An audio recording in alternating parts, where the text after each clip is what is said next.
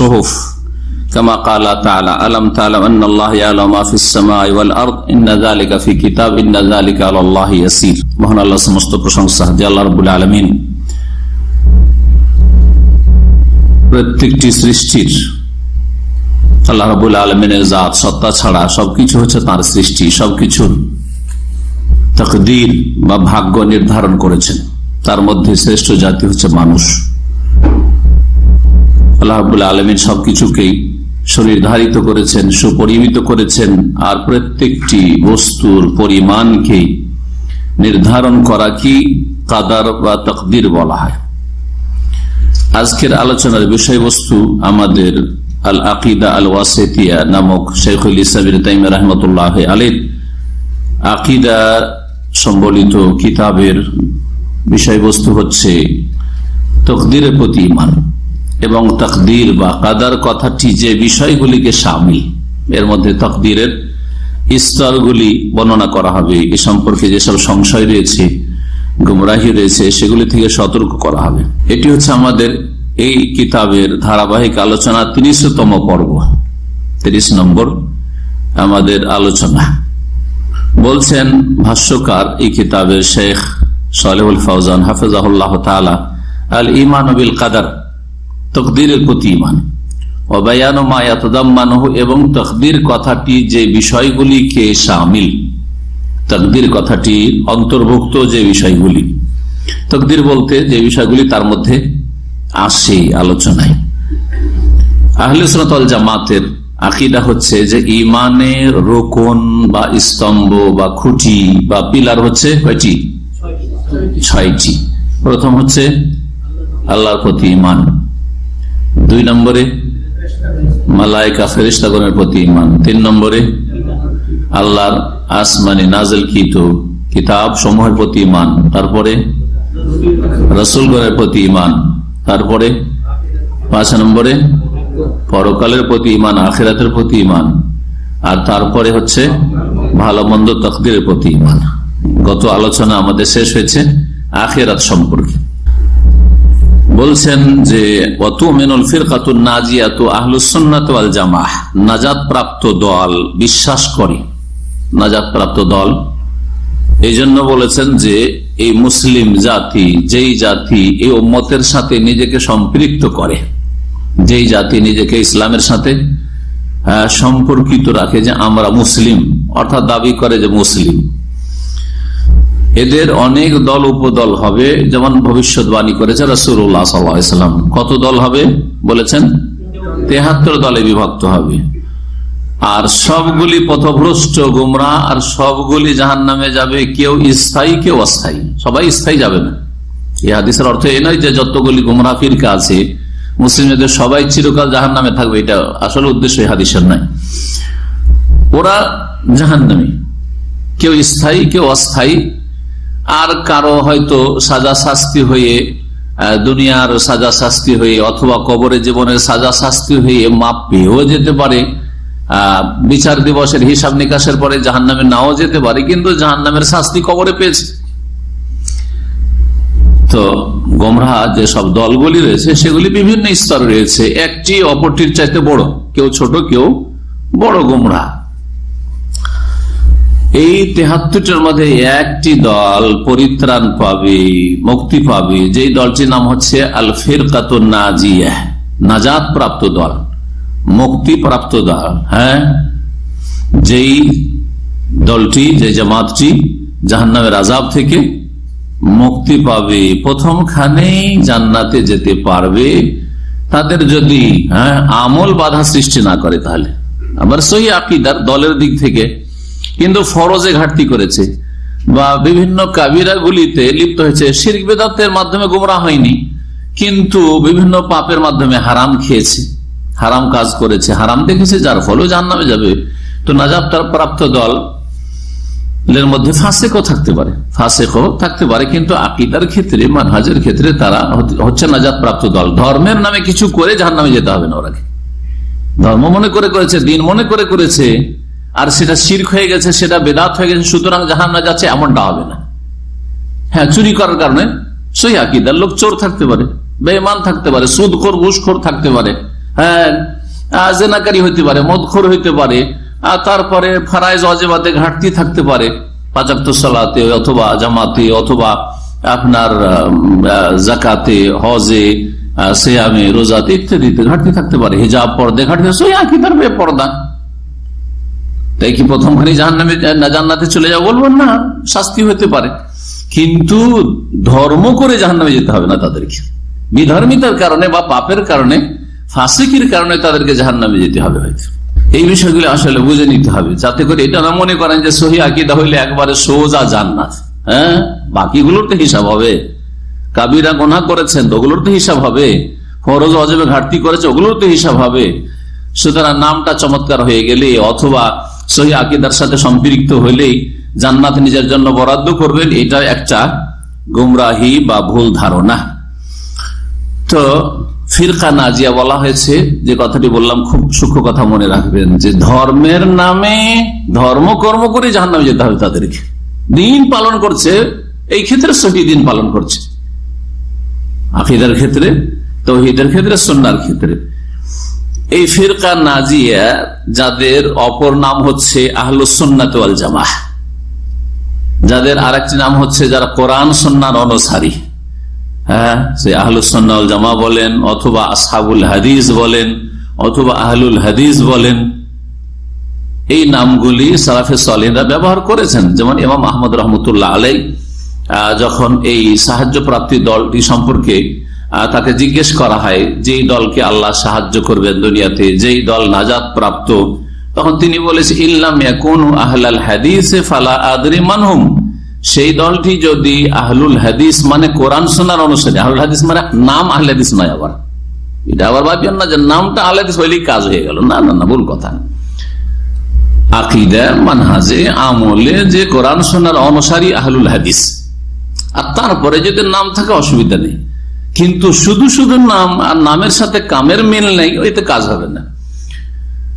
ইল্লাম ইয়াকুনু আহলাল হাদিস, সেই দলটি যদি আহলুল হাদিস না হয়, মানে কোরআন সুন্নাহর অনুসারী, হাদিস যেহেতু কোরআন কারীমকে বলা হয়, হ্যাঁ, ফাইন্না আহসানাল হাদিসে বা খায়রুল হাদিসে কিতাবুল্লাহ, কোরআন কারীম হচ্ছে খায়রুল হাদিস, আর হাদিস হচ্ছে রাসূলুল্লাহ সাল্লাল্লাহু আলাইহি ওয়াসাল্লামের সুন্নাহ ও হাদিস।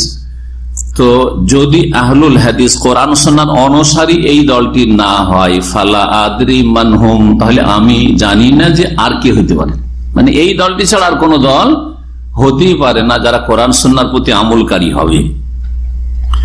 ইমাম আলী ইবনে আল-মাদিনী ইমাম বুখারী ওস্তাদ, তিনি বলেছেন যে হুম আসহাবুল হাদিস, কেউ আসহাবুল হাদিস বলেছেন, কেউ আহলুল হাদিস বলেছেন, কেউ বলেছেন যারা আমরে বিল মারুফ ওয়া নাহিল মুনকার করে, ভালো কাজের উপদেশ দেয়, অন্যায় কাজে বাধা দেয়, বিভিন্ন উক্তি রয়েছে, কিন্তু সবগুলি এর সার কথা হচ্ছে যারা তারা সহি আকীদা এবং সহি মানহাজের উপর থেকে ফরজ ওয়াজিব আদায় করে, হারাম নাজায়েজ থেকে বাঁচে, এরা হচ্ছে ফিরকা নাজিয়া। আহলুস সুন্নাত ওয়াল জামাআহ, সুন্নাতের অনুসারী ওরা, নবী সাল্লাল্লাহু আলাইহি ওয়াসাল্লাম এবং সাহাবায়ে কেরাম খুলাফায়ে রাশিদিন আদর্শের অনুসারী।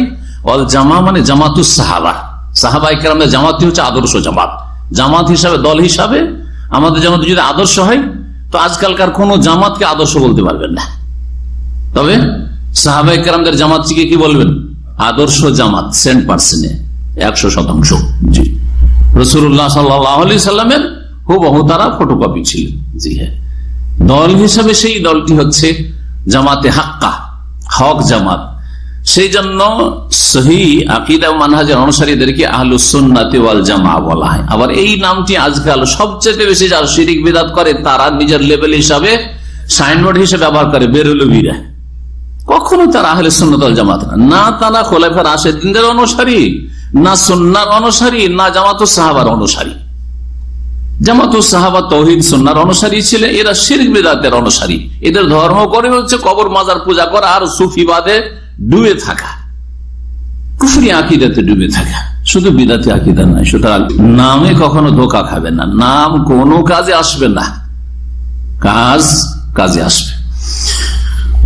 আহলে সুন্নাত ওয়াল জামাত যেটি হচ্ছে ফিরকায়ে নাজিয়া, নাজাত প্রাপ্ত দল, বিশ্বাস করে কিসের উপর? বিল কাদরি, তাকদীরের প্রতি, খাইরিহি ওয়া শাররিহি, তা ভালো হোক অথবা মন্দ হোক। কখনো ভালো হয়, কখনো মন্দ হয়, একই লোকের। আমার কারো ভাগ্য ভালো হয়, কারো ভাগ্য খারাপ হয়, সবটাই বিশ্বাস করে। এবং বিশ্বাস করে কি বিশ্বাস করে স্তরগুলির মাধ্যমে আমরা স্পষ্ট জানবো। আল্লাহ এই বিষয়টা জানেন, আল্লাহর ইচ্ছা অনুযায়ী, আল্লাহর ইচ্ছার বিরুদ্ধে না হয়, আল্লাহর অজান্তে হয় না, আল্লাহ রাব্বুল আলামিন এটাকে লিখে রেখেছেন, আল্লাহ সৃষ্টি করেন। এই চারটি কথা বলে, এই চারটাকে বলা হয় মারাতেবুল কদর, তাকদীরের স্তর, যেগুলি আমাদের আজকের আলোচনা ইনশাআল্লাহ আসবে।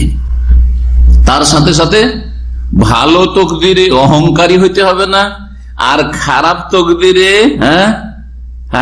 হতাশ হইলে হবে না, বা অসন্তুষ্ট হইলে হবে না।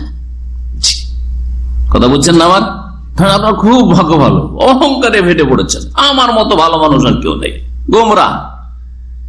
আর কেউ এমন যে দুঃখী, দুর্দিন এসেছে সেই জন্য হতাশ সেই ব্যক্তি, আল্লাহ রহমত থেকে নিরাশ, হাই কপাল আমার কি হইল, সে অসৎ, জি অসৎ, সে ভালো মানুষ নাই, তার জন্য কঠোর শাস্তি রয়েছে। জি জি জি। তো মনে রাখতে হবে যে আল্লাহ রাব্বুল আলামিন যা কিছু নির্ধারণ করেছেন তাকদীরে, তার উপর সন্তুষ্টি প্রকাশ করে। সন্তুষ্ট মানে এই নয় যে আমরা আমাদের কষ্ট পছন্দ করি, কেউ কষ্ট পছন্দ করে না, মানুষের স্বভাব হচ্ছে সবাই আরামে থাকতে চায়, ঠিক না? কেউ চায় না যে একটা তার কাঁটা লাগুক গায়ে, বড় বিপদ দূরের কথা। কিন্তু তার মানে এই নয় যে আপনি অতি হতাশ হবেন, কাঁটা লেগে গেছে, যথাসাধ্য বাঁচবো যে আমাকে যেন একটা কাঁটাও না লাগে, ঠিক না? কিন্তু যখন লেগে গেছে অসন্তুষ্ট হবে না যে আল্লাহ তুমি কি করলে, আল্লাহ আমার এমনটা কেন হইল, না আলহামদুলিল্লাহ, আল্লাহ করলে আল যা হয়েছে, এখন আমাকে ধৈর্য ধরতে হবে। ওয়াল ঈমানু বিল কাদারি আলা দারাজাতাইন, তাকদীরের প্রতি ঈমান দুটো স্তরে রয়েছে, দুটো স্তরে রয়েছে। প্রথম শেখুল ইবনে তাইমিয়া রাহমাতুল্লাহ আলাইহি দুটো দারাজা বর্ণনা করেছেন আরবি ভাষায়। দারাজা মানে স্তর হয় বা সিঁড়ি হয়, দুটো স্তর, দুটো দরজা। আর এক একটা দরজার আন্ডারে দুটো বিষয় রয়েছে, তাহলে কত হয়ে যায়? দুই দুই চারটা হয়ে যায়। এই চারটি হচ্ছে মারাতিবুল কদর বা তাকদীরের স্তর সমূহ, যেদিকে ইঙ্গিত করলাম, আর বিস্তারিত আলোচনা আসছে।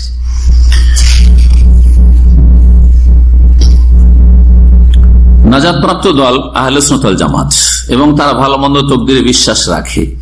সুতরাং বোঝা গেল যে যারা ভালো মন্দ তাকদীরের প্রতি বিশ্বাস রাখে না, তাকদীর বলে কিছু নেই যদি কেউ বলে, তাহলে তারা আহলে সুন্নাত ওয়াল জামাত নয়। তাহলে আহলে সুন্নাতের জায়গায় তাদেরকে বলে আহলে বিদআত। কি বলবো তাদেরকে? আহলে বিদআত। তারা বিদআতি। আর সাহাবায়ে কেরামদের জামাতের অনুসারী নাই, তারা অন্য কোন জামাতের অনুসারী, গোমরাহ, পথভ্রষ্ট।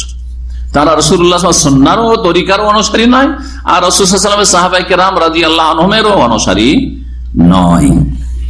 তাই বলছেন শেখ সালেহুল ফওজান হাফিজাহুল্লাহ তাআলা যে এর দ্বারা বোঝা গেল ইশারাতুন ইলা আন্না মান লাম ইউমিন বিল কাদারি, কেউ যে তাকদীরের প্রতি বিশ্বাস না করে, ফালাইসা মিন আহলিস সুন্নাত ওয়াল জামাত, সে আহলে সুন্নাত ওয়াল জামাত নয়। ওয়া হাযা হুয়া মুক্তাদান নুসুস, আর এটাই দলিল দ্বারা প্রমাণিত।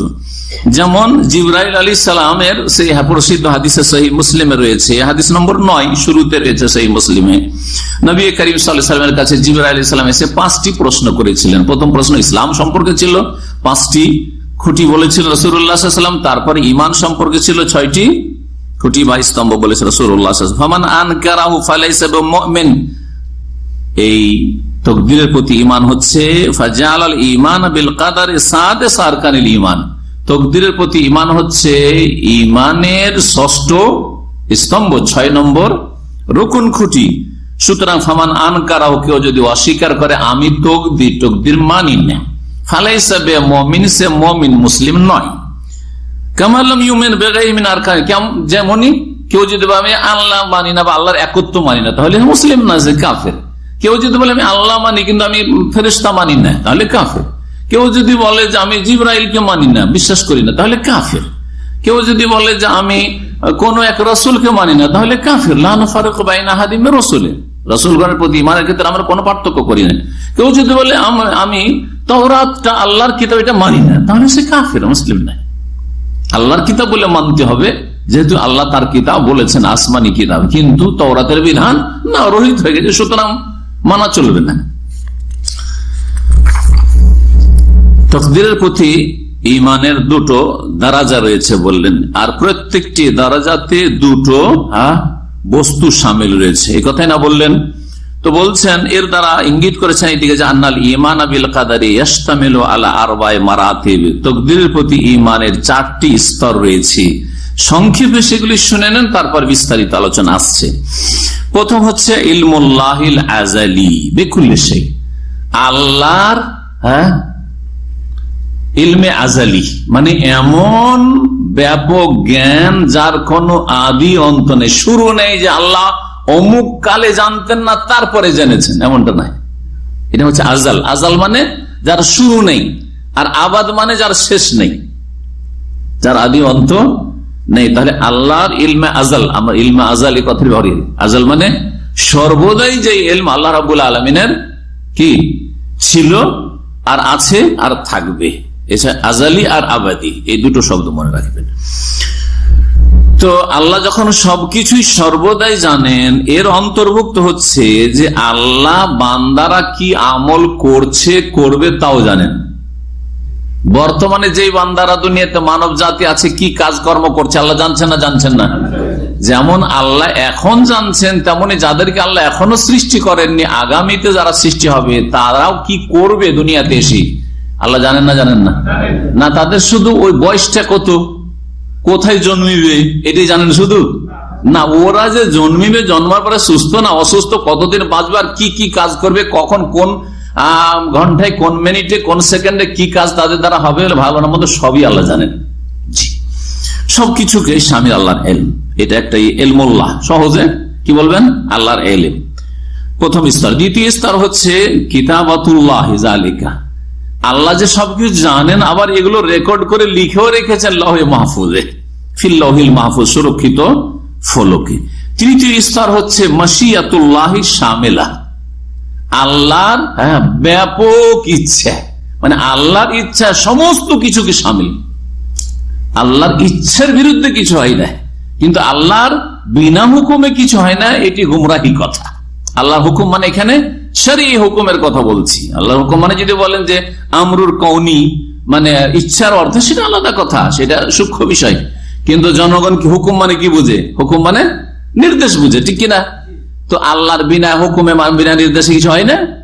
আল্লাহ নির্দেশ করেছে চুরি করো, আল্লাহ নির্দেশ করেছে জেনা করো, মদ খাও, আল্লাহ নির্দেশ দিয়েছেন যে কুফরি করো, নাস্তিক হও, আর মাজারে সিজদা করো নাকি? তো আল্লাহর বিনা হুকুমে গাছের পাতা নড়ে না, এ কথাটি কুফরি, এ কথা নয়। আল্লাহ হুকুম করেছে যে মাজারে সিজদা করো না। জনগণ যে হুকুমের শব্দটি বুঝে সেই অর্থে আমি আলোচনা করেছি এর আগে। কারণ একজন বিদাতি বক্তা আমার আল্লাহর বিনা হুকুমে গাছের পাতা নড়েনার উপর আপত্তি করেছে, সেই জন্য এটা বলছি ক্লিয়ার করে। হুকুম মানে জনগণ যেটা বুঝে সেটা হচ্ছে নির্দেশ, আর হুকুম মানে যেটা হচ্ছে মাশিয়াত, আল্লাহর চাওয়া, আল্লাহর ইচ্ছা, সেটা সবকে শামিল, ভালো মন্দ কেউ। আল্লাহর ইচ্ছার বিরুদ্ধে কিছু হয় না। আল্লাহ যদি ইচ্ছা করতেন যে হইতে দেব না, তাহলে কিছু হইতো না। বোঝা গেছে কিনা? পাপ হইতে দেব না, পাপীকে জন্মিতে দেব না, তো পাপী জন্মিত নাকি? না গায়ের জোরে জন্মে গেছে, গায়ের জোরে পাপ করছে নাকি? না, আল্লাহ ওই ক্ষমতা ওদের শরীরে দিয়ে রেখেছেন, কিন্তু আল্লাহ এই ক্ষমতাকে প্রয়োগ করতে বলেননি পাপের ক্ষেত্রে, যে তোমার ক্ষমতাকে পাপে প্রয়োগ করো। তো মাশিয়াতুল্লাহ আশ-শামিলা ওয়া কুদরাতুহু তাম্মা লিকুল্লি হাদিস, যা কিছু ঘটছে সবকিছু আল্লাহ চান ব্যাপক চাওয়ার ভিত্তিতে, এবং আল্লাহর ক্ষমতাধীন, আল্লাহর ক্ষমতার বাইরে ঘটছে না। আমাদের ক্ষমতার বাইরে প্রায় সবকিছুই ঘটছে। আপনার ক্ষমতা আপনার স্ত্রীর উপর চলে না, আপনার ক্ষমতা আপনার ছেলে মেয়ের উপর চলে। যতক্ষণ চোখের সামনে, খুব যদি আপনি জোর দেখান, তা আপনার চোখের সামনে আপনার স্ত্রী আপনার বিনা হুকুমে এদিক সেদিক নড়তে পারছে না, ঠিক না? তারপরে তো পাকায় চলে যাচ্ছে, যাও তোমাকে মানি না, ঠিক কিনা? আর এখন যে এখানে এসছেন আর বাড়িতে স্ত্রীকে রেখে এসছেন, আপনি বলে যাই তুই বাইরে যাবি না, ও গিয়ে যদি মার্কেটে ঘুরে, আর যদি সমুদ্র বিচে ঘুরে অথবা পার্কে ঘুরে, আপনার করার কি আছে? অথবা গেট খুলে দেখাও, গেটে গল্প করে, আপনার করার ক্ষমতা আছে? তা আপনার ইচ্ছার বিরুদ্ধে হয় না? সবকিছু করতে পারে আপনার ইচ্ছার বিরুদ্ধে, কিন্তু আল্লাহর ইচ্ছার বিরুদ্ধে কিছু ঘটে না। চতুর্থ স্তর হচ্ছে আল খালক, খালকুল্লাহ। তাহলে খুব সহজ ভাষায় এবার শুনেন। প্রথমটা হচ্ছে ইলমুল্লাহ, আল্লাহর ইলম সবকিছু শামিল। তারপর এটি হচ্ছে কিতাবাতুল্লাহ, আল্লাহ রেখে রেখেছেন। তৃতীয় হচ্ছে মাশিয়াতুল্লাহ বা ইরাদাতুল্লাহ, আল্লাহর ইচ্ছা, আল্লাহর ইচ্ছার বিরুদ্ধে কিছু হয় না। 4 নম্বর হচ্ছে খালকুল্লাহ বা ইজাদুল্লাহ, আল্লাহর সৃষ্টি। 4 নম্বর হচ্ছে আল্লাহর সৃষ্টি, আল্লাহ সবকিছুকে সৃষ্টি করা, আল্লাহর সৃষ্টি ছাড়া কোনো কিছু সৃষ্টি হয় না। তো বলছেন 4 নম্বর হচ্ছে ইজাদুল্লাহ লিকুল্লিল মাখলুকাত, আল্লাহ সমস্ত সৃষ্টিকে কি করেছেন, অস্তিত্ব দানকারী বা সৃষ্টিকর করেছেন। ওয়া আন্নাহুল খালিক, তিনি একমাত্র স্রষ্টা। ওমা সিওয়াহু মাখলুক, আর তার সত্তা ছাড়া যা কিছু পৃথিবীতে আছে তা হচ্ছে মাখলুক বা সৃষ্টি। হাযা মুজমাল মারাতিবিল কদর, এই হচ্ছে সংক্ষিপ্ত তকদিরের স্তর সমূহ। ওয়া ইলাইকা বায়ানু বিতাফসিল, এখন বিস্তারিত আপনাদের সামনে বর্ণনা করা হচ্ছে। বলছেন শেখ সালেহ ফাওজান হাফিজাহুল্লাহ তাআলা মারাতিবুল কদর, এখন তকদিরের স্তরগুলি শাইখুল ইসলাম ইবনে তাইমিয়া রাহমাতুল্লাহ আলাইহির কিতাব আকীদা ওয়াসিতিয়া থেকে শুনুন। বলছেন আদ-দারাজাতুল উলা ওয়া মা তাতাযাম্মানুহু, প্রথম দরজা। ইবনে তাইমিয়া রাহমাতুল্লাহ আলাইহি প্রথম তকদিরকে 2 দরজায় ভাগ করেছেন। 2 দরজা মানে 2টো সিঁড়ি বা স্টেপ, 2টো ধাপ, 2টো ধাপ বলতে পারেন। প্রথম ধাপে 2টো আর দ্বিতীয় ধাপে 2টো, তো 2 2 4টা, এই 4টা বয়ান করলাম। প্রথম ধাপ হচ্ছে, আর ওতে যা শামিল, বলছে সাদ-দারাজাতুল উলা, প্রথম ধাপ হচ্ছে আল ঈমানু বিআন্নাল্লাহ তাআলা আলিমুন বিমা খালাকা বা বিমা আল খালকু আমিলুন। বলছেন আল্লাহ রাব্বুল আলামিন তিনি সবকিছুই জানেন। কি সম্পর্কে? বিমা আল খালকু আমিলুন, যে সৃষ্টি জগৎ কি কাজ কর্ম করবে, করেছে ওটাও জানেন অতীতে, আর করছে ওটাও জানেন, আর করবে ওটাও জানেন যে কে কি করবে। সৃষ্টির আগে থেকে সব সময় তিনি জানেন, সব সময় সৃষ্টির কতকাল আগে থেকে জানেন এই কথা বলতে পারেন না। লিখেছেন কখন? আসমান জমিন সৃষ্টির 50,000। তাহলে এটার একটা শুরু, লিখার একটা কি ছিল, শুরু ছিল, কিন্তু আল্লাহর জানার কিন্তু শুরু ছিল না, সর্বদাই তিনি জানেন, এটা কথা মনে রাখতে হবে।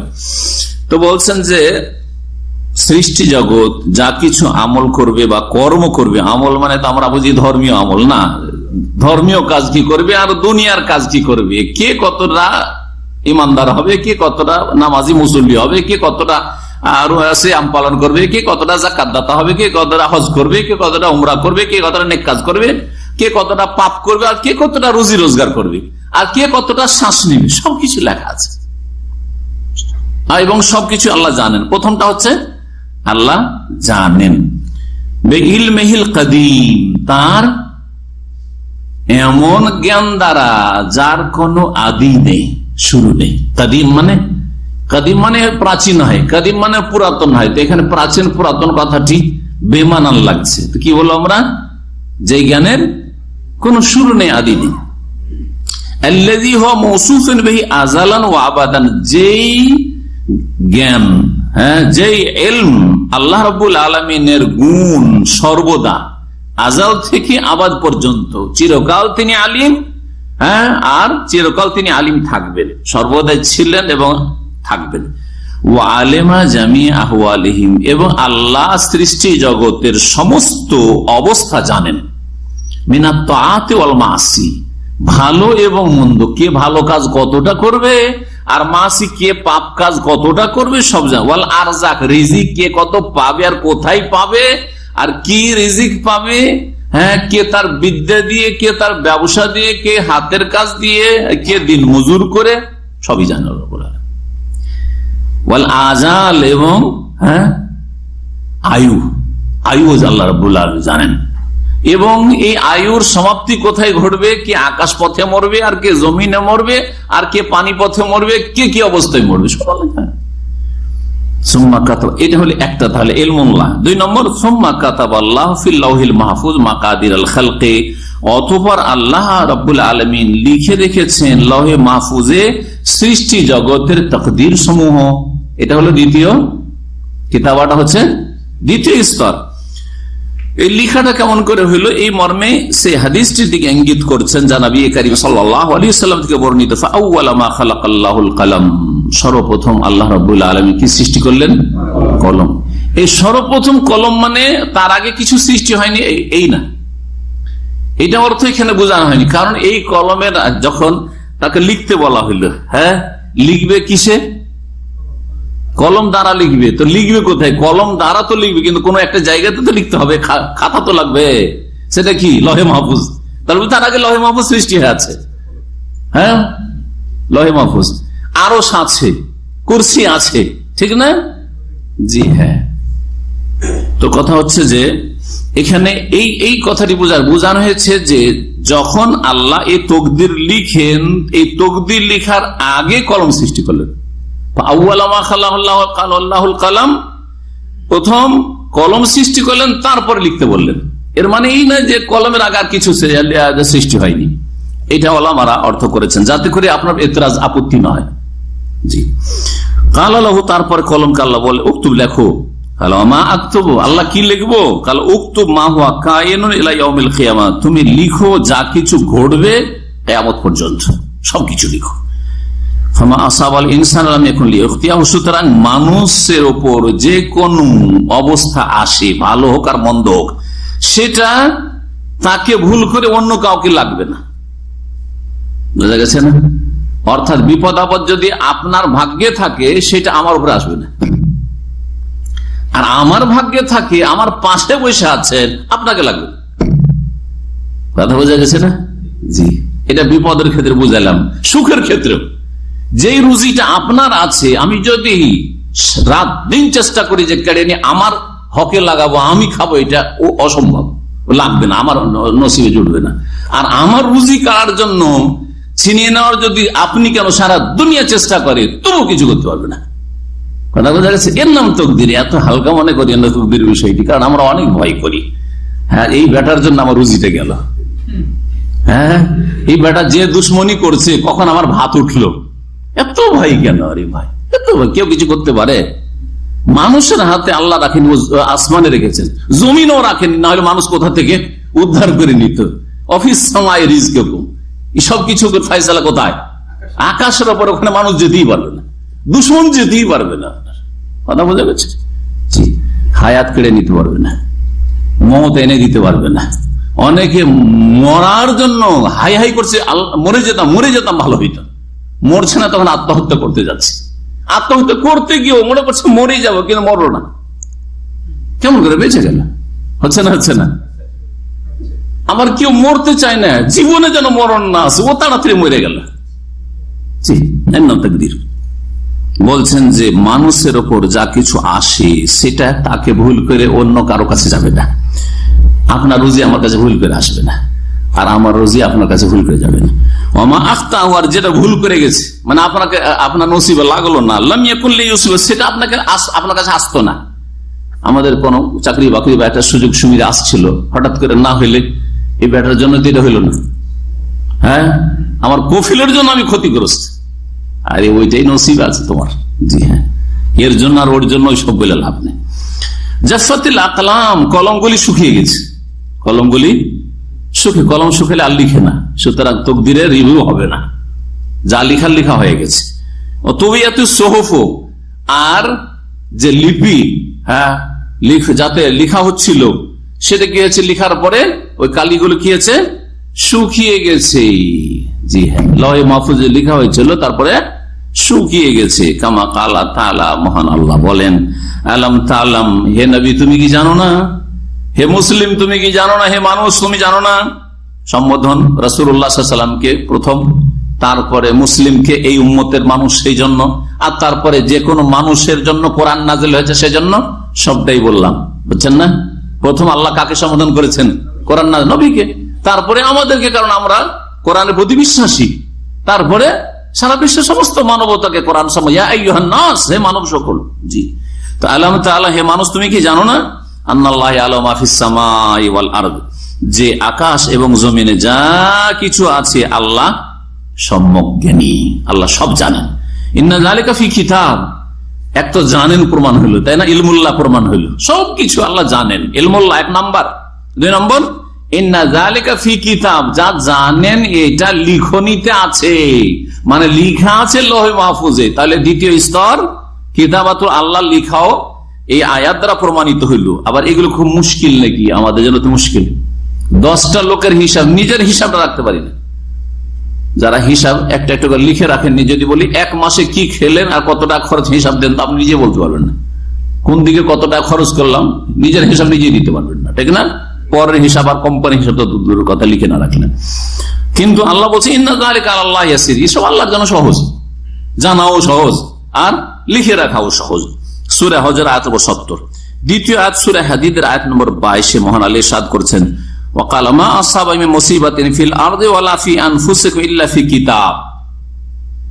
বলছেন যে হে মানুষ, তোমাদের কি জমিনে পৃথিবীতে যে কোনো মুসিবত পৌঁছে বা যে কোনো মুসিবত তোমাদের উপর আপতিত হয়, এটা ইল্লা ফি কিতাব, কিতাবে রয়েছে, লেখা আছে।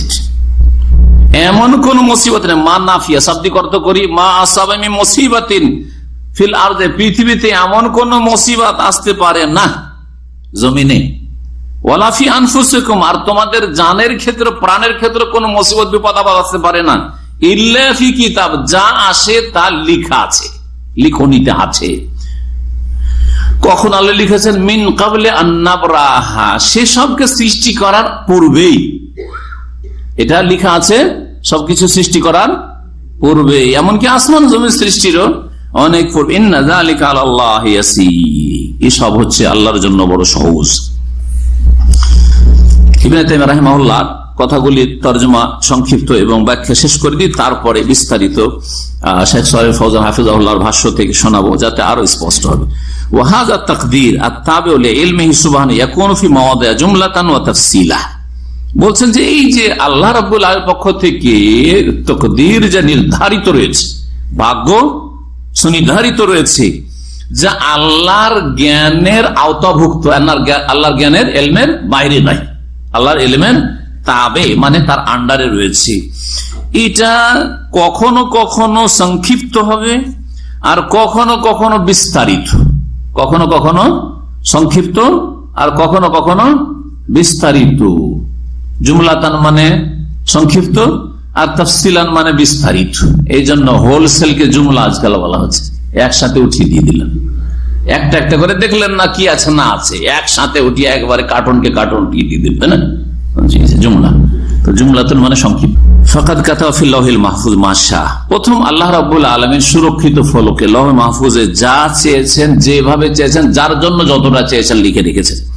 ওয়াইদা খালাক, আর যখন আল্লাহ সৃষ্টি করেন, জাসাদাল জেনিন, ভ্রূণের দেহকে, শরীরকে। ভ্রূণ বুঝেন তো বাংলায়? বাংলা বুঝেন আর বাংলার স্বাধীনতা কি দিয়ে তর্জমা করবো? হ্যাঁ, জেনিন, জেনিন ভ্রূণ।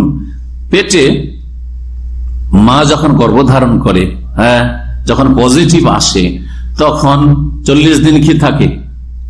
শুক্র থাকে, শুক্রবিন্দু। তারপরে দ্বিতীয় 40-এ জমাট বাঁধা রক্ত হয়, আর তৃতীয় 40-এ মাংসপিণ্ড মুযগাতুন হয়, আলাকাতান নুতফাতান সুম্মা আলাকাতান সুম্মা মুযগাতান, তারপর গোস্তের চুকুর বা পিণ্ড হয়, গোস্তের লুথরা পিণ্ড, গোস্ত পিণ্ড।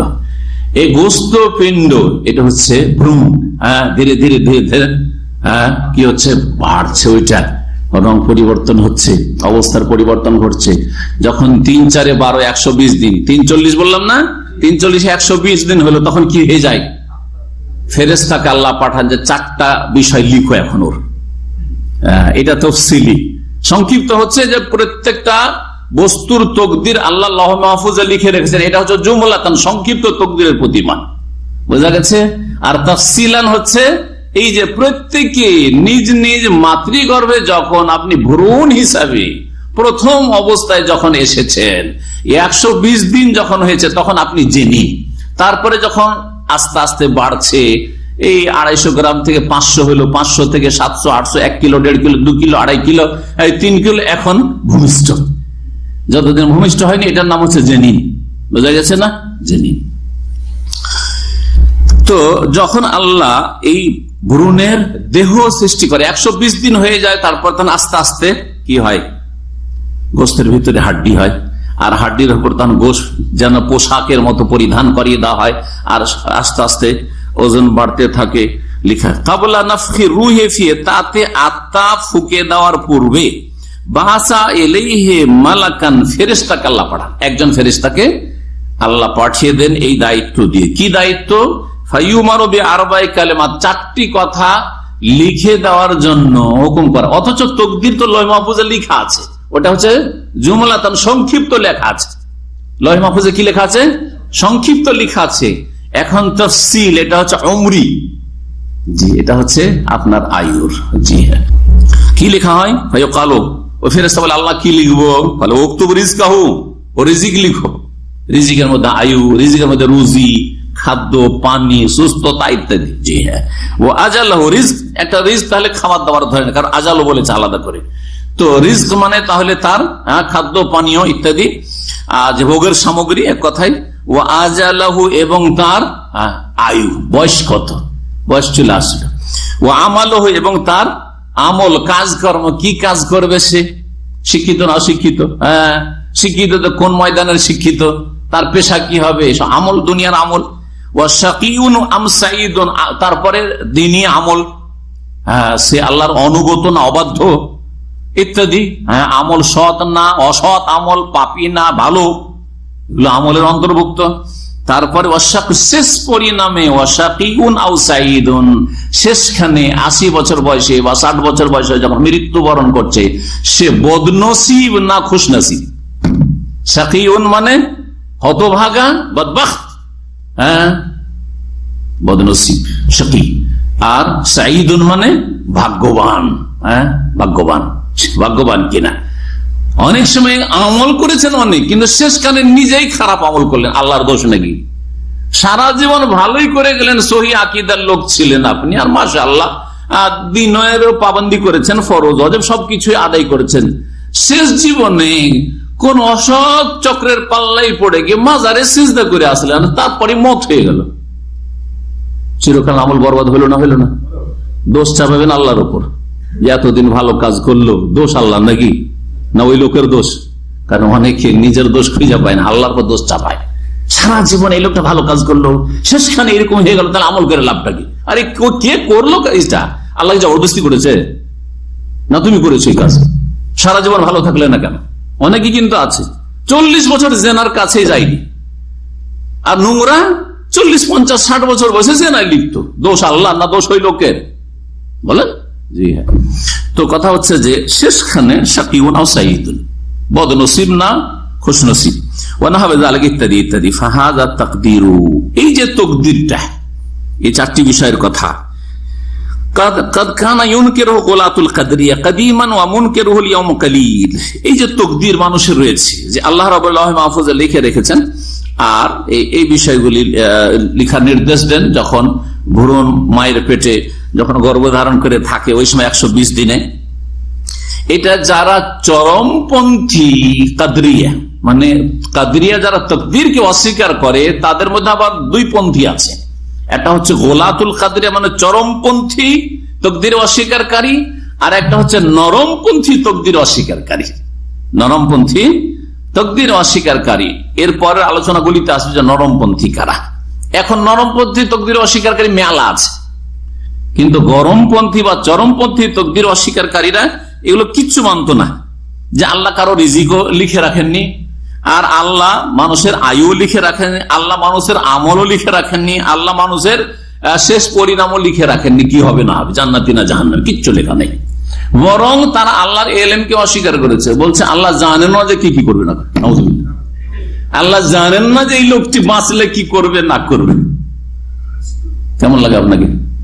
চরমপন্থী কাদরিয়া বলছেন যে প্রাচীন যুগে, কাদিমান প্রাচীন যুগে চরমপন্থী তাকদীর অস্বীকারী কাদরিয়ারা এই তাকদীরটাকে অস্বীকার করতো। ওয়া মুনকিরুহুল ইয়াওমা কালিল, কিন্তু বর্তমান যুগে না, আজকার যুগ না, এই কিতাব লিখার যুগ।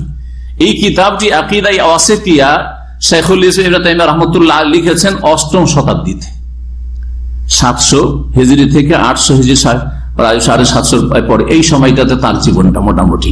তাহলে এই সময় আপনার যেটা 8ম হিজরি, 7ম হিজরির পরে 8ম হিজরি, তাহলে 8 সাথে 15, আজকে থেকে প্রায় 700, 650, 700 বছর আগের কথা। তখনকার যুগে বলছেন চরমপন্থী যারা কাদরিয়া, প্রাচীন যুগে এর আগে যারা ছিল, তারা এটা অস্বীকার করতো যে আল্লাহ কিছু জানে না, কে কি করবে না করবে ও আল্লাহ জানেন, আল্লাহ সৃষ্টি করে দিয়েছে। কিন্তু আজকাল এই তকদির অস্বীকারীর সংখ্যা খুব কম রয়েছে। আমরা যেসব আলোচনা করলাম সেসব আলোচনার মধ্যে একটি ছিল যে তকদিরের সম্পর্কে দুটো কি রয়েছে, স্টেপ বা ধাপ রয়েছে, দারাজা। প্রথম দারাজাতে দুটো বিষয় শামিল, একটা হচ্ছে, আর এগুলি হচ্ছে মারাতেবুল কদর বা তকদিরের স্তর। প্রথম স্তর কি বলেছিলাম? আল্লাহর ইলম, আল্লাহর ব্যাপক জ্ঞান। তো বলছেন যে শেখ সালেহ ফজল জাকারা শেখ হোনা মা তাতাদাম্মানু দারাজাতুল উলা, প্রথম যে ধাপটি সেটা যে দুটো বিষয়কে শামিল তাকদীরের প্রতি ঈমানের, সেই দুটো এখানে উল্লেখ করা হয়েছে। প্রথম স্তর হচ্ছে আল ঈমান বিইলমিল্লাহ, আল্লাহর ইলমের প্রতি ঈমান রাখা। আল মুহিত বিকুল্লি শাই, যেটা সবকিছুকেই পরিবেষ্টন করে আছে। মিনাল মওজুদাতে, যা বর্তমান বিদ্যমান, আর অল মাদুমাত, যা নেই হয়। অর্থাৎ বর্তমান আমরা মওজুদ না মাদুম? আমরা বিদ্যমান আছি, আল্লাহর জমিনে আছি। যা কিছু আছে সে সম্পর্কে আল্লাহ জ্ঞান রাখেন, আর যা নেই এখনো নেগেটিভ হয়ে আছে পজিটিভ হবে, অর্থাৎ বুঝছেন এই ভাষাটা ধরেন, এখনো সৃষ্টি হয়নি হবে, সেগুলি সম্পর্কেও আল্লাহ ওই রকমই জানেন, যেমন যা কিছু আমাদের সম্পর্কে আল্লাহ জানছেন সমানভাবে। এই ইলম হচ্ছে আল্লাহর জাতি সত্তাগত সিফাত, সর্বদাই তিনি জ্ঞানী। এই ইলম আল্লাহ রাব্বুল আলামিন সব সময় রয়েছে, তার কোনো আদি অন্ত নেই। ওমিন যালিক, এরই অন্তর্ভুক্ত হচ্ছে ইলমুহু বিআমালিল খালকি মিনাত তাআতি ওয়াল মাসি। এইরকমই আল্লাহ জানেন যে তার সৃষ্টি জগৎ কোন আমলগুলি ভালো করবে না মন্দ করবে, ভালো করবে না মন্দ করবে, এবং তাদের রিজিক সম্পর্কে জানেন, তাদের আজল সম্পর্কে, তাদের আয়ু সম্পর্কে, মৃত্যু সম্পর্কে জানেন, ইত্যাদি ইত্যাদি। দ্বিতীয় স্তর হচ্ছে মারতাবাতুল কিতাবা, লিখনের স্তর। কোন স্তর? কিতাবাতুল্লাহ, আল্লাহর লিখনি। সেটা কি? ওয়াহি আন্নাল্লাহ কাতাবা ফিল লাহিল মাহফুজ, আল্লাহ লৌহে মাহফুজে লিখে রেখেছেন মাকাদির আল খালকে, সমস্ত সৃষ্টি জগতের তাকদীর। ফামা ইয়াহদুসু শাইউন ফিল কাওনি ইল্লা ওয়া কাদ আলামাহুল্লাহ ওয়া কাতাবাহু ক্বাবলা হুদুসি, যা কিছু পৃথিবীতে ঘটছে আল্লাহ সেটা এক নম্বর জানেন, আর দুই নম্বর লিখে রেখেছেন। সেটা ঘটার পূর্বে না ঘটার পরে? আরে ঘটার পরে তো আমরাও লিখি। বড় একটা কিছু ঘটনা, দেশ থেকে ফিরে আসা, এত তারিখে আমি বাড়ি থেকে ফিরে আসলাম, নোটবুকে ডায়েরিতে লিখে রাখছেন না? এত তারিখে আমি অমুক জায়গায় জার্নি করলাম, এত তারিখে প্রথম উমরা করলাম, ওটা তো আমরাও করি। তারপরে শেখ ইবনে তাইমিয়া রাহমাতুল্লাহ আলাইহি কোরআন এবং সুন্নাহর দলিল পেশ করছেন এই তকদীরের স্তরগুলির দলিল পেশ করছেন। বলছেন যে হাদিস থেকে দলিল পেশ করেছেন, আবু দাউদে রয়েছে হাদিসটি কোথায় রয়েছে? আবু দাউদের 4700 নম্বর হাদিস। আল্লামা আলবানী হাদিসটিকে সহিহ বলেছেন।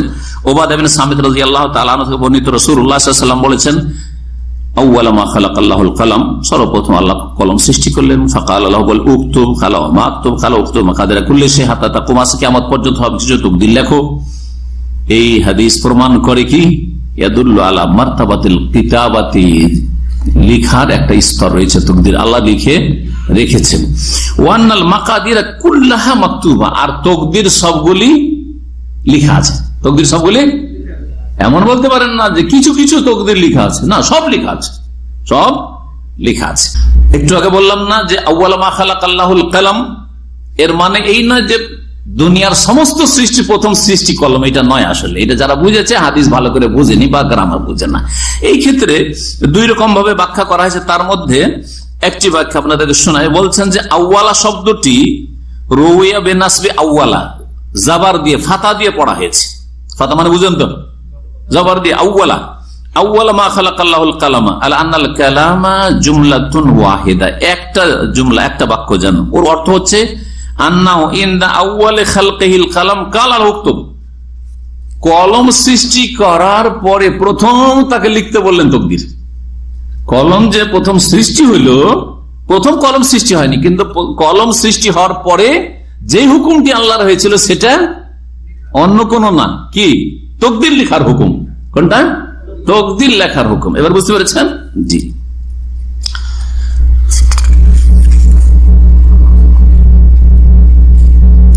আর যদি ওটাকে আউয়ালও পড়া যায়, কেউ আউয়ালও পড়েছেন, তখন ওর মানে হবে যে সর্বপ্রথম আল্লাহ কলম সৃষ্টি করেছেন।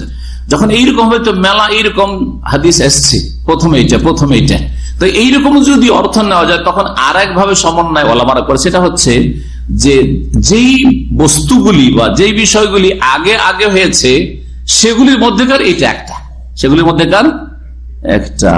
যেমন আমরা অনেক সময় বলি 2-4 জন মোটামুটি একসাথে 1 মিনিট 2 মিনিটের আগে পরে এসছে মসজিদে হোক অথবা ইসলামী সেন্টারে, আপনারা প্রথম 5 জন এসেছেন, কেউ 10 সেকেন্ড আগে, কেউ 10 সেকেন্ড পরে, আর বাকি সব পরে এসছে, ঠিক কিনা?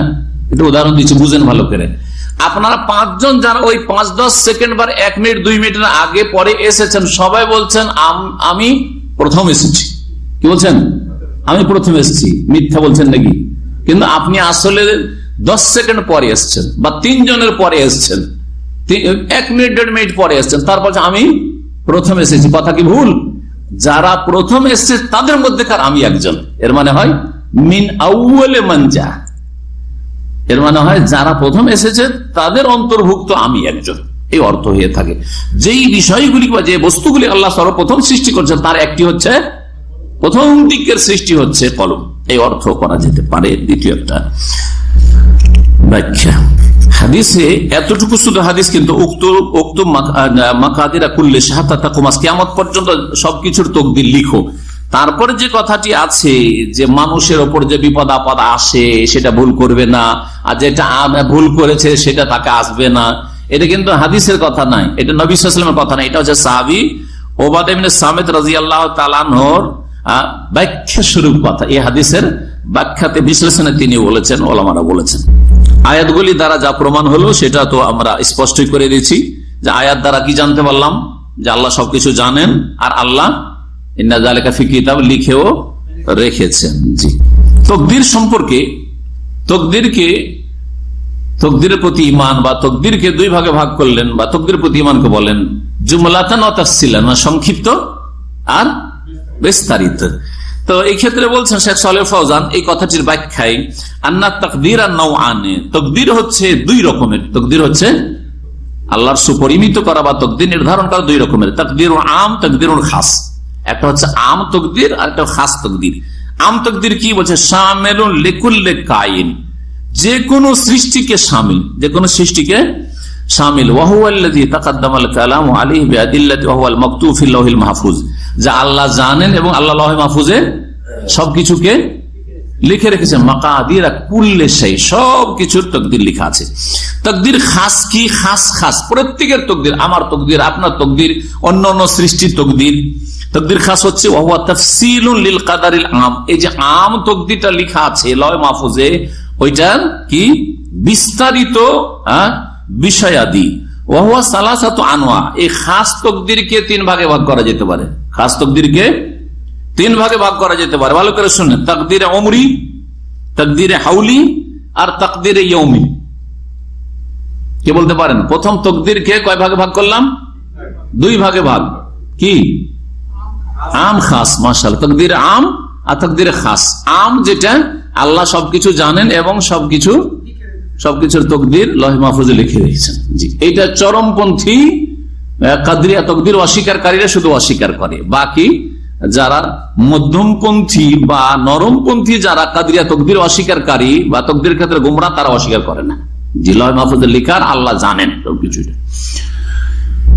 আর তাকদীর খাস, তাকদীরের খাসটা 3 ভাগে বিভক্ত। একটা হচ্ছে তাকদীর উমরি, মানে সারা জীবনের তাকদীর। তাকদীর হাউলি মানে বাৎসরিক তাকদীর। আর তাকদীর ইয়াউমি মানে দৈনন্দিন তাকদীর, দৈনিক তাকদীর, ডেইলি তাকদীর আল্লাহ সুপরিমিত করেন, প্রতিদিন আল্লাহ সুপরিমিত করেন। বুঝা গেছে? উমরি, হাউলি, হাউল মানে বছর, উমরি মানে অমর সারা জীবন, আর হাউলি মানে বছর, আর ইয়াউমি মানে ডেইলি তাকদীর। এই 3টার দলিল শুনেন।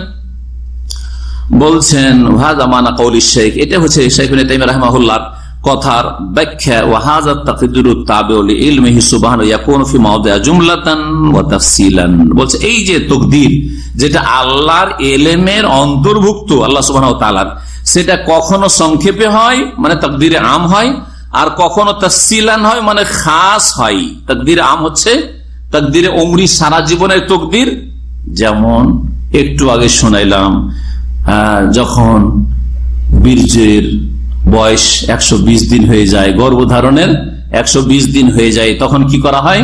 ফেরেশতাকে বলা হয় 4টি কথা লিখো।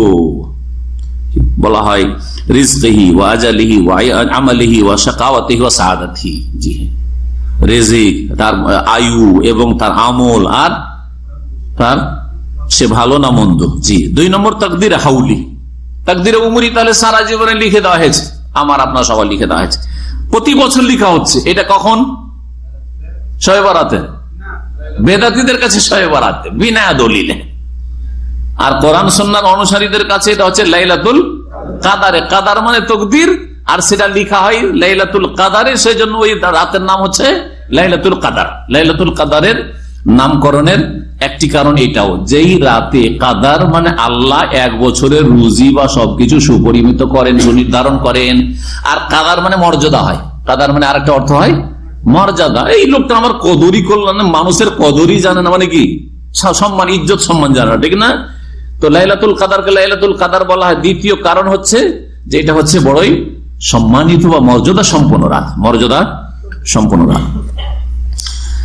তো তাকদির হাউলি বাৎসরিক তাকদির নির্ধারণ করা হয়, ওয়াহুয়া মা ইউকাদ্দারু ফি লাইলাতুল কদরে, যা লাইলাতুল কদর নির্ধারণ করা হয় মিন ওয়াকাইল আম, 1 বছরে যা কিছু আপনার ফয়সালা হবে। আকাশ থেকে নামিয়ে দেওয়া হয়েছে ফেরেশতার দায়িত্ব, ফেরেশতার উপর দায়িত্ব ন্যস্ত করা হয়েছে। 1 বছরের এর কাজকর্ম তোমাকে সঁপে দেওয়া হলো, তুমি 1 বছরে এর কাজ করো। 1 বছর কখন সুখ, কখন দুঃখ, কখন ভালো, কখন মন্দ, কখন আঘাত খাবে, আর কখন এর মধ্যে যদি মত থাকে মরে যাবে। জি। কামা ফি কওলিহি তাআলা, এটা কোথায় রয়েছে? যেমন সূরা দুখানের আয়াত নম্বর 4, শুরু থেকে পড়েন, হামিম ওয়াল কিতাবিল মুবিন ইন্না আনজালনাহু ফি লাইলাতিন মুবারাকা ইন্না কুন্না মুনজিরিন ফিহা ইউফরাকু কুল্লু আমরিন হাকিম। এই 4 নম্বর আয়াত। ফিহা, এই বরকতের রাতে, ইউফরাকু, চূড়ান্ত ফয়সালা করা হয়, 1 বছরের তাকদীর নির্ধারণ করা হয়, কুল্লু আমরিন হাকিম, প্রত্যেক প্রজ্ঞাময় বা হিকমতপূর্ণ কাজের। আমার মানে কাজ, প্রত্যেক হিকমতপূর্ণ কাজের। আল্লাহর প্রত্যেকটি কাজে হিকমত আছে। আমার আপনার জীবনে যা কিছু ঘটছে এগুলোর ফয়সালা কোথায় করা হয়? কোন দিনে, কোন রাতে? ফিহা, ওই বরকতময় রাতে। বিস্তারিত আর সংক্ষিপ্ত, সংক্ষিপ্ত মানে তাকদীর আম, ব্যাপক তাকদীর, আর বিস্তারিত মানে হচ্ছে তাফসিলান, মানে হচ্ছে খাস তাকদীর। খাস তাকদীর হচ্ছে 3 প্রকারের। একটা হচ্ছে তাকদীরে উমরি, সারা জীবনের তাকদীর, আর একটা হচ্ছে তাকদীরে হাওলি, প্রতি বছরের তাকদীর, আর একটা হচ্ছে তাকদীরে ইয়াউমি, মানে প্রতিদিনের তাকদীর। সহজ ভাষায় আলোচনা চলছিল আমাদের তাকদীরে উমরি মানে সারা জীবনের তাকদীর, যে সম্পর্কে নবী করিম সাল্লাল্লাহু আলাইহি ওয়াসাল্লাম হাদিস, যে 120 দিনের যখন পেটে গর্ভধারণ হয় তখন ফেরেশতা পাঠিয়ে ফায়ুমারু বিআরবা'i কালিমা, 4টে কথা লিখার হুকুম করা হয়। তারপরে হচ্ছে তাকদীর হাউলি, বাৎসরিক তাকদীর, যা লাইলাতুল কাদারে সুনির্ধারিত করা হয়, মানে মালায়েকা যারা দায়িত্বশীল রয়েছেন তাদেরকে দায়িত্ব ন্যস্ত করা হয় যে তুমি এই কাজগুলি করো। কামা ফি কওলিহি তাআলা, যেমন মহান আল্লাহর এই বাণীতে রয়েছে, ফিহা ইউফরাকু কুল্লু আমরিন হাকিম। ফিহা ইউফরাকু কুল্লু আমরিন হাকিম, সূরা দুখানের আয়াত নম্বর 4। আল্লাহ বলছেন যে, তার আগের আয়াতে কি রয়েছে? ইন্না আনজালনাহু ফি লাইলাতিন মুবারাকা, নিশ্চয় আমি কোরআন নাযিল করেছি বরকতময় রাতে। ইন্না কুন্না মুনজিরিন, নিশ্চয় আমি সতর্ককারী। ফিহা ইউফরাকু, এই রাতে, বরকতের রাতে চূড়ান্ত ফয়সালা করা হয় কুল্লু আমরিন হাকিম, প্রত্যেক প্রজ্ঞাপূর্ণ কাজের, প্রত্যেক হিকমতের কাজের। আর মানুষের জীবনের প্রত্যেকটি অবস্থাতে হিকমত রয়েছে, আল্লাহ যা কিছু ঘটাচ্ছেন এগুলির ফয়সালা করা হয়। এই আয়াত প্রমাণ করে যে লাইলাতুল কদর হচ্ছে তাকদীর বাৎসরিক তাকদীরের রাত বা ভাগ্য রজনী। কি বলে এটাকে? ভাগ্য রজনী। তাহলে ভাগ্য রজনী শবে বরাতকে বলবেন, এটা বেদাতি কথা। আর ভাগ্য রজনী যদি লাইলাতুল কদরকে বলেন তো এটি হচ্ছে কোরআন সুন্নাহ ভিত্তিক কথা, আর সেটাও তাকদীর হচ্ছে বাৎসরিক তাকদীর। কি এটা? বাৎসরিক তাকদীর। তাহলে আপনার অন্যান্য দলিলগুলির সাথে আপনার দ্বন্দ্ব বাঁধবে না। যারে আসমান জমি সৃষ্টি 50 বছর আগেও তাকদীর লেখা আছে, আবার মায়ের পেটে যখন 120 দিনের হয় তখনও তাকদীর লেখা হয়, আবার লাইলাতুল কাদারে তকদির লিখা, এটা কেমন কথা চলছে? বোঝা গেছে এবারে? জি হ্যাঁ, তাহলে এক একটা প্রকারকে বোঝানো হচ্ছে। যেটা আসমান জমিন সৃষ্টির 50,000 বছর আগে লহে মাহফুজে লেখা হয়েছে সেটা হচ্ছে তকদিরে আম, ভালো করে বোঝেন। আবার তকদিরে আম আর তকদিরে খাস হচ্ছে এখন সারা জীবনে তকদির লেখা হয়েছে, যে এই দিন 120 দিনের আপনি আমি মায়ের পেটে হয়েছি সেদিন লেখা, এটা হচ্ছে তকদিরে অমরি, সারা জীবনে তকদির।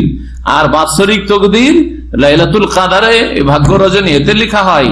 আর তকদির ইয়মি সম্পর্কে সূরা রহমানের আয়াত নম্বর 29 মহান আল্লাহ ইরশাদ করেছেন, কুল্লা ইয়াউমিন হুয়া ফি শান, প্রত্যেক দিন প্রতিদিন, হুয়া আল্লাহ ফি শানিন, নিজ কাজে লেগে আছেন। প্রতিদিন আল্লাহ নিজ কাজে লেগে আছে। আল্লাহর হুকুম হচ্ছে দাও, দিও না, হইও না, কোন ইত্যাদি। তাকদীর ইয়মি সম্পর্কে বলছেন, হুয়া মা ইউকাদ্দারু মিন হাওয়াদিসিল ইয়ম, প্রতিদিনের যা কিছু ঘটনা ঘটছে, মিন হায়াতিন, কারো হায়াত, অমতিন, কারো মত, কারো বাড়িতে সুখ, কারো বাড়িতে দুঃখ, হ্যাঁ, ওয়াইজিন, কেউ সম্মানিত, ওয়াজুল্লিন, কেউ লাঞ্ছিত, কেউ সম্মানিত, কেউ লাঞ্ছিত, কেউ নামছে, কেউ উঠছে, কেউ আমির, কেউ গরিব, জি এলাকায় দাঁড়, কেউ সুস্থ হয়ে